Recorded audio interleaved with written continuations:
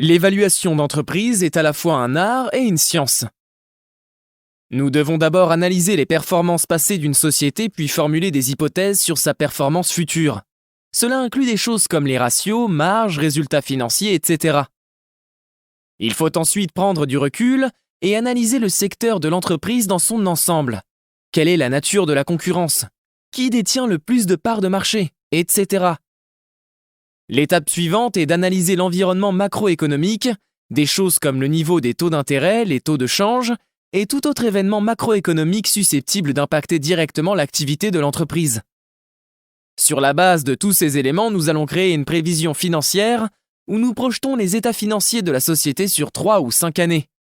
Une fois les états financiers prévisionnels en place, nous pouvons sélectionner les méthodes d'évaluation appropriées pour déterminer la valeur de l'entreprise. Ces étapes sont un mix entre la pure science et l'art ou l'intuition d'analyse. L'examen des données financières historiques, par exemple, est plus une science qu'un art. C'est simplement une question de calcul. Par exemple, quel était le rendement historique des capitaux propres? Quelle était la marge bénéficiaire brute historique? Quels étaient les flux de trésorerie disponibles par année? Tout ça, c'est des choses qu'on peut facilement calculer avec des formules.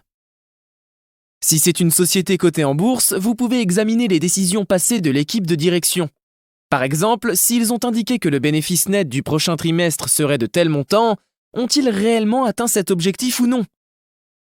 Calculer les données financières futures avec des analyses statistiques comme la régression est également de la pure science. Côté art maintenant, nous pouvons analyser les compétences de l'équipe de direction.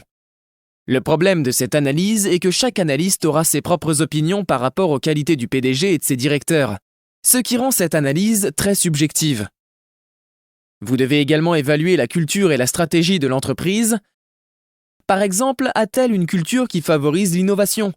Et est-ce que cette innovation améliore sa capacité à générer des flux de trésorerie? L'évaluation des facteurs macroéconomiques est également très subjective. Vous pouvez vous tourner vers les économistes experts en la matière. Mais même pour eux, c'est plus un art qu'une pure science. Donc gardez à l'esprit qu'une partie de votre travail sera basée sur des chiffres purs, mais la majeure partie sera un mélange d'intuition et d'expérience. La clé est de pouvoir combiner les deux afin de réaliser un modèle d'évaluation de classe mondiale.